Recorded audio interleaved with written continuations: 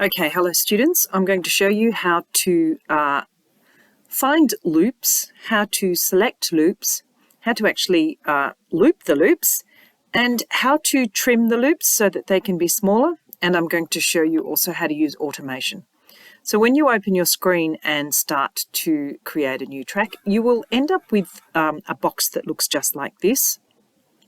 Because we're going to just be looking at loops today, you're going to click on Browse Loops.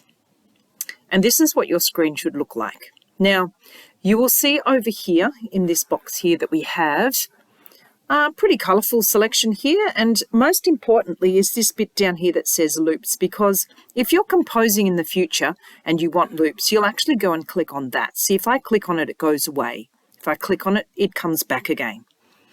Now, there's a couple of things you can do. Of course, you can explore these vibes. You can jump into packs. And when you're in packs, you can, for example, choose a genre. So maybe you wanted to have a look at some Bollywood.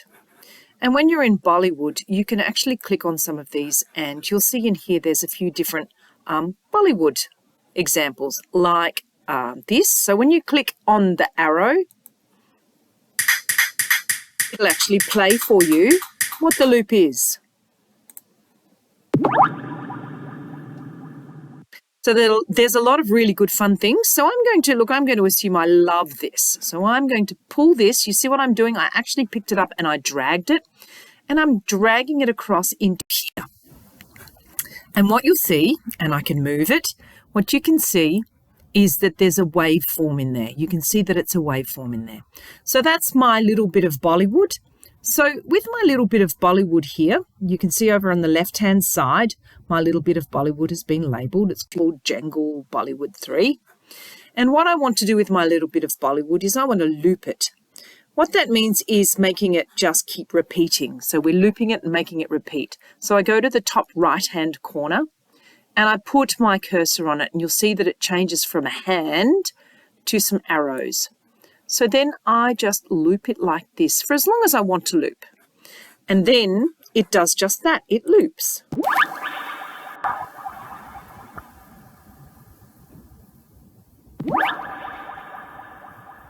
And I've done it. So that is potentially something I really liked, and so that's why I put it there. So that's the packs. As you can see, there's lots of different packs. So there's genres for packs, but there's also characters. So you might choose to go into characters and find something maybe moody or a bit retro. There's all sorts of things in characters.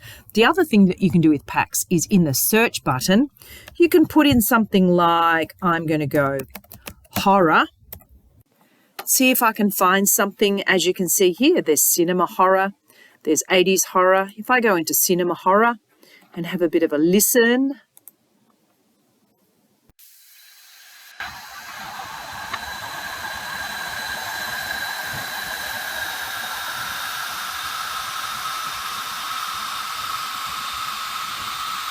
that's pretty awesome.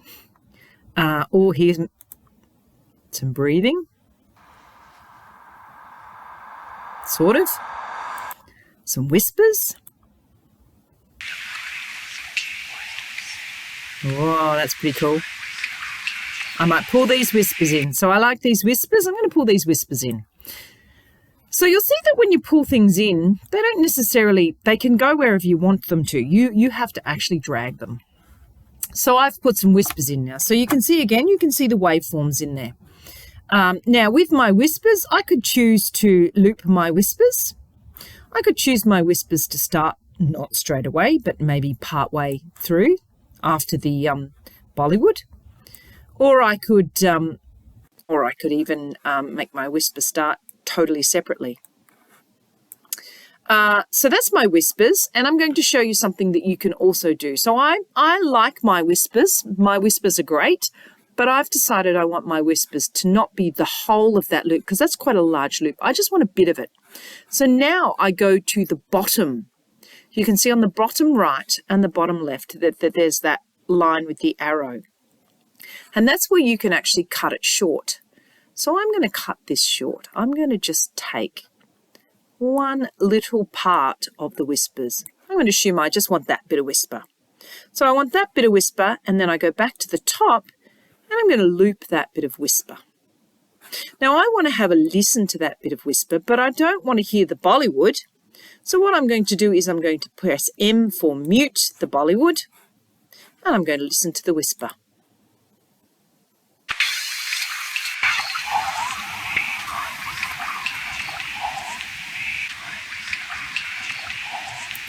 And there you go. So what you can hear is I've got that one little part, that one little fragment that keeps repeating. All right, so I'll unmute now. I might even get a bit creative up here and drag this a bit longer. So finally, let me see, I might do something with my third track. So I'm going to go up here. So we've already had a look in packs. I'm going to have a look just in loops. Now, loops is a really good place to go if you just want one specific sound. And I'm going to say, look for one of my favorite instruments. I'm going to look for a trumpet. See what I can find as trumpets. So there's heaps and heaps of trumpets in here. I might have a listen to some.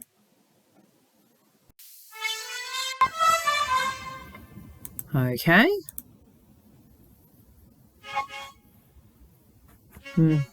Yeah, maybe not. Oh, that's a pretty cool trumpet. Yeah. Yes, trumpets. All right. Put my yes trumpets in. So now I've got my yes trumpets. And look, I'm going to start my yes trumpets at the beginning. I'm going to loop them across as well.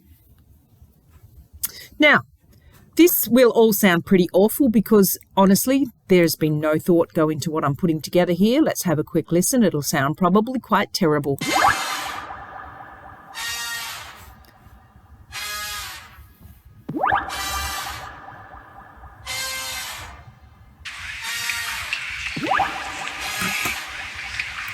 It's not that bad.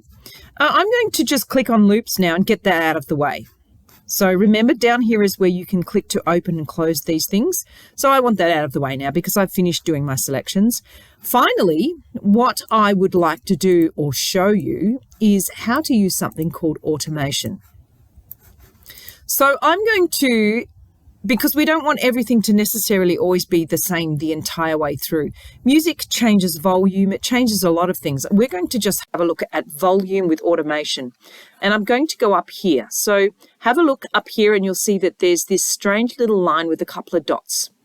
Now, when you click on that, it brings up lines on your tracks.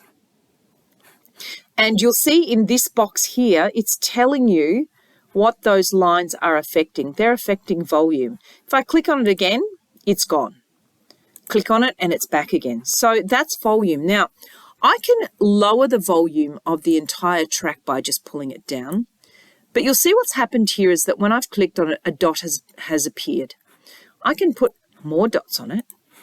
And this is where it gets pretty exciting because these dots allow me to change the volume throughout. So perhaps I want this to start softly and to become louder and to go soft again and become louder, etc. So I've actually played with the volume, so it's going to be softer and louder, softer and louder. Now my whispers, what do I want to do with my whispers? Perhaps I want my whispers to start loudly, but then to gradually get soft. And finally, my trumpets. Well, my trumpets are pretty cool. Maybe I want them to start loudly as well. And then get softer. And then maybe get louder. And then maybe get softer. You get the idea, I think. So that's called automation. Now, when you're in automation mode, you can't do any other editing. You always have to click out of automation mode. So you can no longer see the lines. But if we have a listen, you should be able to hear the difference.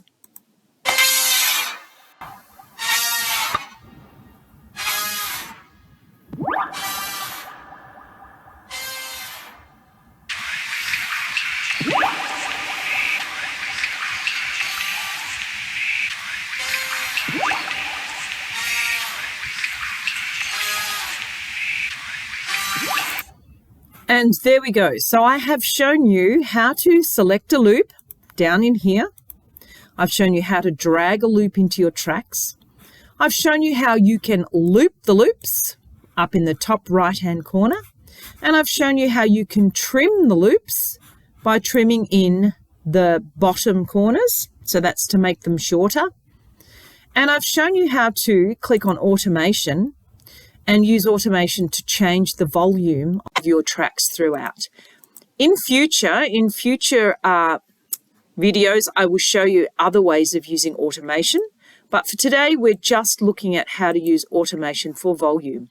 And that's your personal project that you've just done for your first task for BandLab.